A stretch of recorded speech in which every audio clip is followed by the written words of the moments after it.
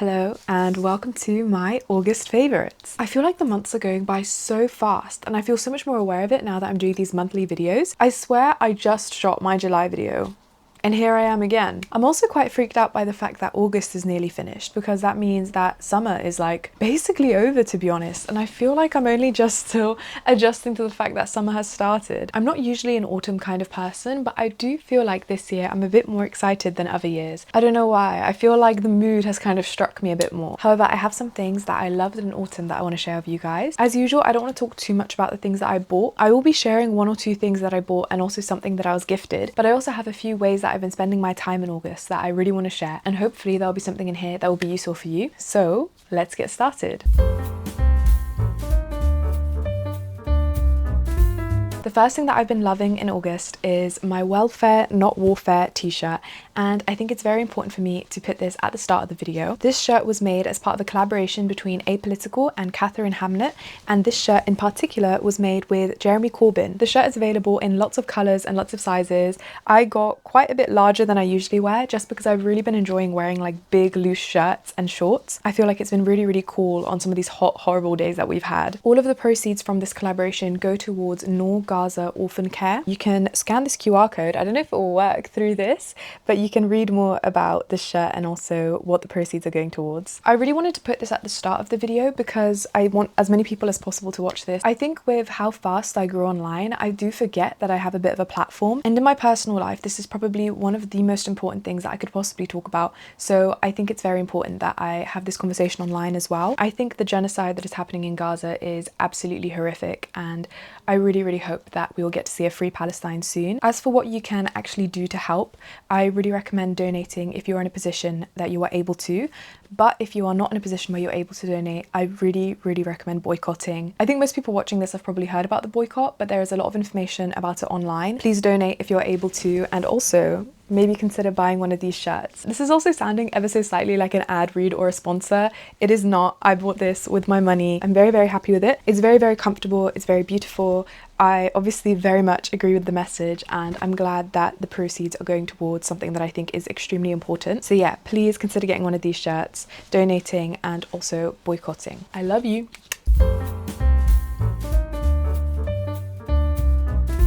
Something else that I've really been enjoying this August is watching a terrible TV show with my friends. I am generally not a very big TV person, so I don't really watch TV or like shows. I have this big problem where if I start a show, I cannot do anything until I finish the show, and I cannot practice any self-restraint. I'm currently having this issue with Deltarune.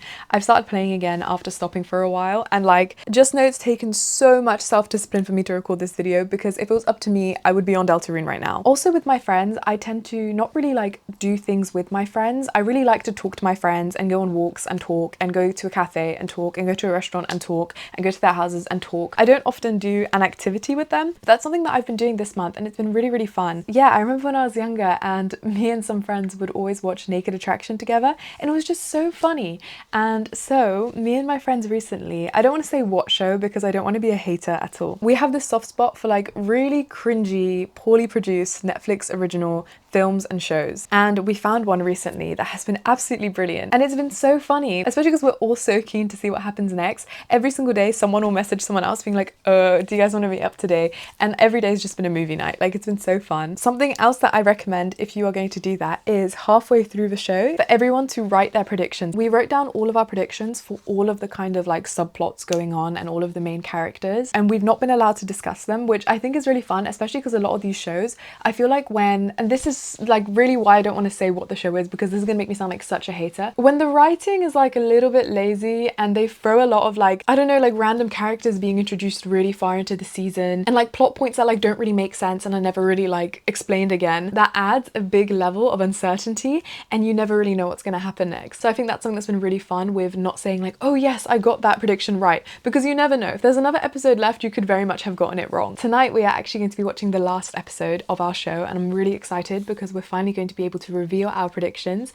and I feel like we're gonna have to meet a bit earlier than usual because I like to go to bed quite early, but I feel like there's gonna be a very long discussion after we finish the show. So yeah, that's been so fun. Like, truly, I'm a television lover now. Actually, I take everything back. As long as it's like a poorly produced, poorly written Netflix original, I'm sat. I'm so sat. Like, I actually love it so much.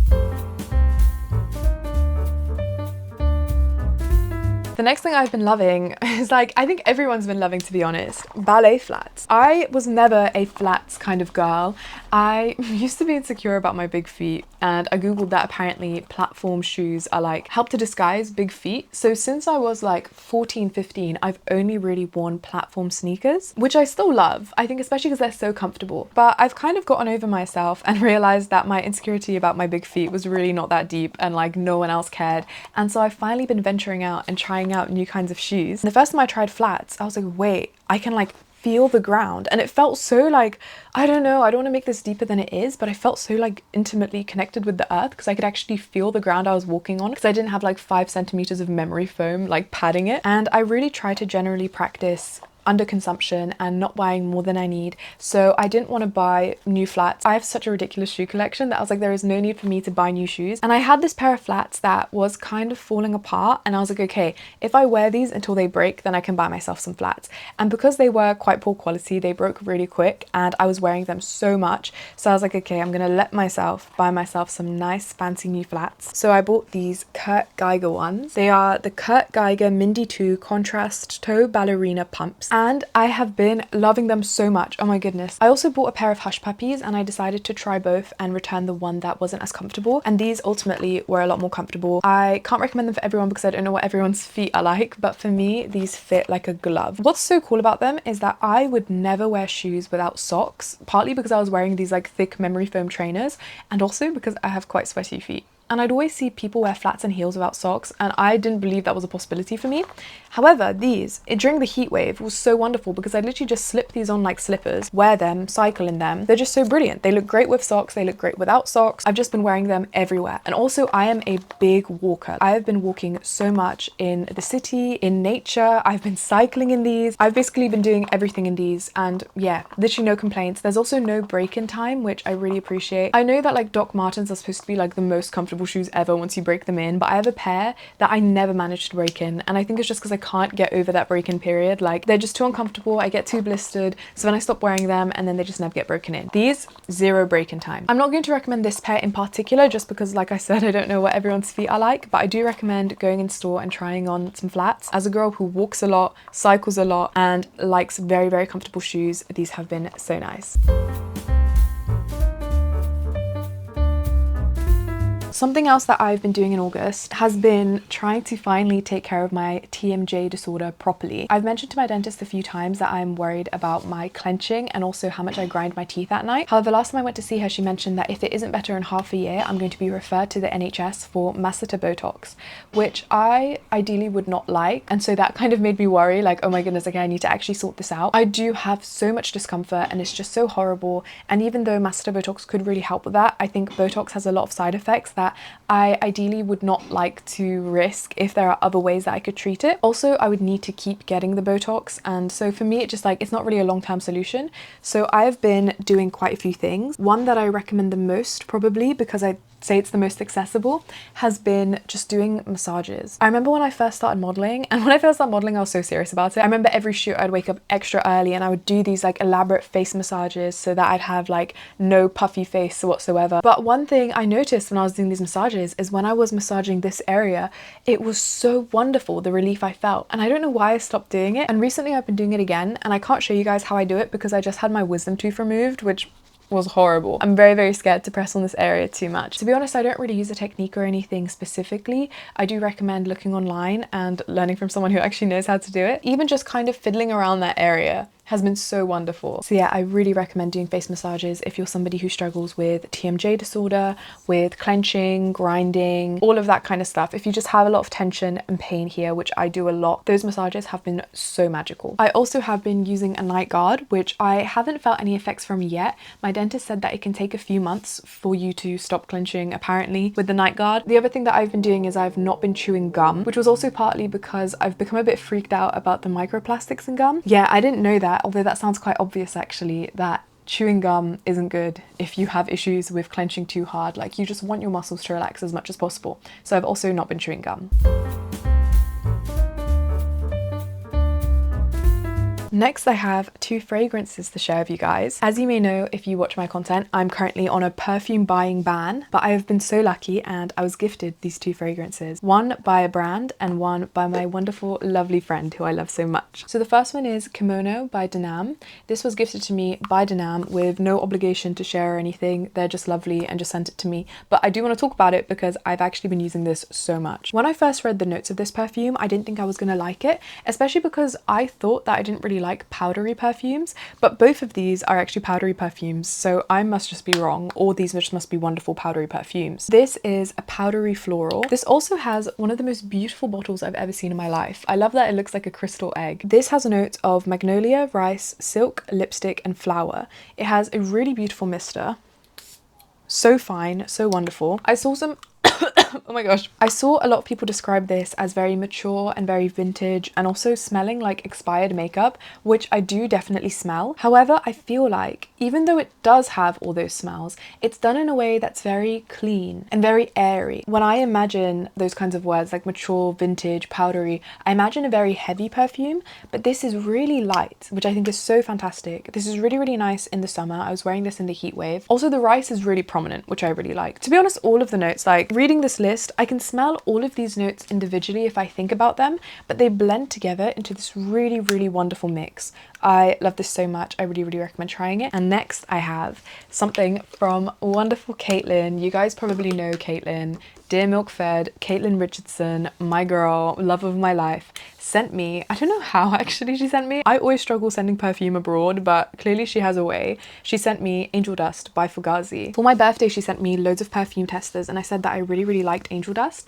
and she ended up sending me the perfume and the body mist. And I'm so spoiled because I've been wearing these non-stop. This is a powdery, musky kind of scent. It has notes of cashmere musk, cashmeran, pepper, white amber, and bergamot. And this reminds me of, and I think I've already spoken about this on my channel when she sent me the testers, this reminds me of By the Fireplace by Mason Margiela, but like only the sweet parts of that. Like if you got rid of all the woody notes of that, I feel like you'd be left with this. But don't trust my nose, to be honest, because whenever I've had an opinion about fragrance and then I go look online, most people don't really agree with me, and I think they have barely any of the same notes. So I'm not really sure where I got that from. But yeah, it's like such a delicate, lovely, sweet, cozy, wintry kind of scent. The spray is wonderful as well.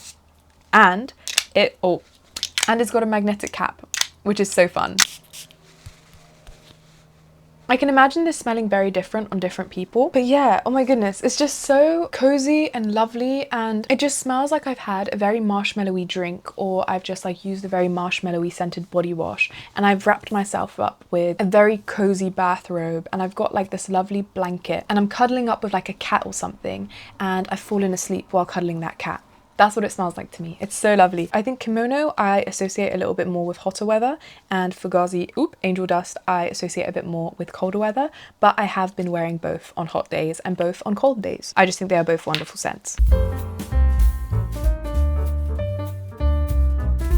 The next thing I've been doing is more of a kind of mindset thing. I recognize that I kind of miss how outgoing I was when I was younger, and I was speaking to my friend about it. I think I actually mentioned this like 2 videos ago in like my Q&A. I grew up with really bad social anxiety, then I got totally better and I was like so confident, like literally the most confident. I could do fine in like any social situation, and then I've just noticed that like even though a lot of people say that I still come across very confident and my social skills seem completely fine, I feel like I'm not as good as I used to be at all. I think one thing that changed was being diagnosed with ADHD. I've heard that a lot of people, once they are diagnosed with ADHD or autism and learn what masking is, apparently it's quite a common experience to kind of like regress almost a bit in social skills because you're recognizing how much of that was masking. I don't know if I've like perhaps explained that a bit wrong. That's just what I found in my experience, and I've also heard some people say something that sounds quite similar to my experience. Yeah, I just think recognizing like, oh my god, so much of this was masking, especially because I have ADHD but I also have sensory processing disorder. I don't know, like I used to go clubbing quite a lot, and I remember even though I was having a good time, I had this kind of like deep anxiety whenever I'd go out, and afterwards I'd need a lot of time to recover, and I think I was just really overstimulated overstimulated but not recognizing that. Whereas now I recognize I'm overstimulated, but because that registers in my head, I almost feel like I'm overstimulated, I want to leave this situation.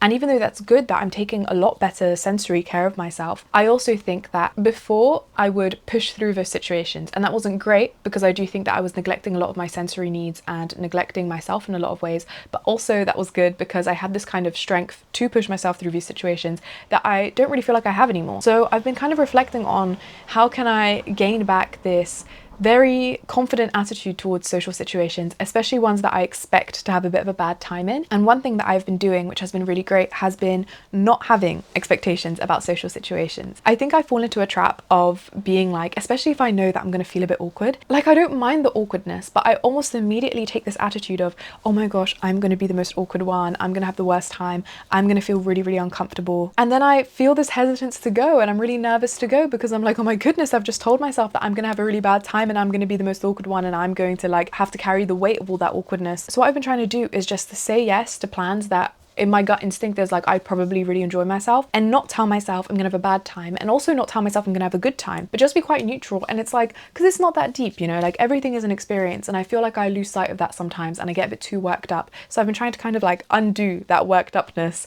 and be like, okay, I'm just gonna go. Like, what else am I going to do that day? There's nothing else to do. I'd probably just play Deltarune if I wasn't going. So I may as well go and we'll see what happens. So I went to this one thing that I was invited to and I was quite nervous about it. But then I was like, okay, I'm not even going to let myself get nervous. Like, just go. And I went and I ended up having like not a great time. Like, there were a few things that happened that were actually like a bit deep. But instead of being like, oh my goodness, these things happened that were a bit deep and like, you know, this is so bad, I knew this was going to happen, I was just like, yeah, that was quite interesting, to be honest. Like, that was still an experience. And then I was invited to another thing the next week and I was really like, oh, I'm quite nervous. The second thing I was invited to was quite an intimate birthday gathering with not that many people, but most of the people there I didn't know very well. And I was like, oh gosh, that's gonna be like so awkward, especially because I don't drink anymore and I think everyone's gonna be drinking and I'm just gonna like feel so uncomfortable and awkward. But then I was like, no, like don't, like no expectations. I remember when I was growing up, I loved spontaneous plans. I loved appearing to things where I didn't really know people. I used to like thrive on that kind of stuff. So what has happened to me? Like, no, don't even think about it. And I went and I had a great time, like literally such a wonderful, fantastic time. There was nothing to worry about. And even if there had been, like, I don't know if it was a bit awkward, it's like, I don't think I would have cared that much. So I don't know why I care more before something happens than after it happens. Basically, I've just been trying to tap back into that kind of love of spontaneity that I had when I was younger and love of uncomfortable, weird situations that I have to kind of like figure out. I used to love that stuff so much and I've been trying to really tap back into that. And I do think that just not having expectations has been such a great way to tap back into that. Like, I do feel like it's coming back quite a bit. Hey guys, Soggy Rice 3 setup throwback. I had to delete the rest of that video because there is something wrong with my mic, and I don't know if you guys have noticed because I think it's been quite a few of my past most recent videos. My mic keeps cutting out near the end of the footage that I've recorded, and it like doesn't matter how long or short the video is. In the last like certain percentage of video footage, my mic just cuts out, and then it uses the internal camera mic, which is just like absolute ass, like actually so bad. And it's really frustrating because you can like hear the very significant shift in audio quality. I don't know why that's happening. If anyone is a little tech nerd here, please let me know. I use the DJI Osmo Pocket 2 camera and the Rode Me wireless mics. I don't know what the hell's happening. And I also don't notice it while I'm recording. So always when I'm uploading the footage, I'm like, please, like. So I've decided to cut out my last favorite, which was just basically I've been playing loads of board games and card games, and I've not played them in so long. And it's been so fun, like doing activities with people, because I think I mentioned at the start of that video that I don't really like do activities with people that much. I just like kind of chat, and like that tends to be the whole hangout. But yeah, so it's been really nice doing stuff with people. Also, sorry about the hat. It's like, I think in that video I was saying how we just had a heat wave. I do not know what's happened, but it's freezing today and I have really sensitive ears, so this is how I've been editing. Thank you so much for watching, and hopefully I'll figure out the whole microphone camera situation because it's been a little bit annoying because I literally never know when it's going to happen. So fingers crossed that Soggy Rice 3 audio will remain nice, consistently good from now on. Please like if you like the video, please subscribe if you haven't already, please comment your August favorites and also just anything you would like me to know, and I will see you guys next week. Bye bye.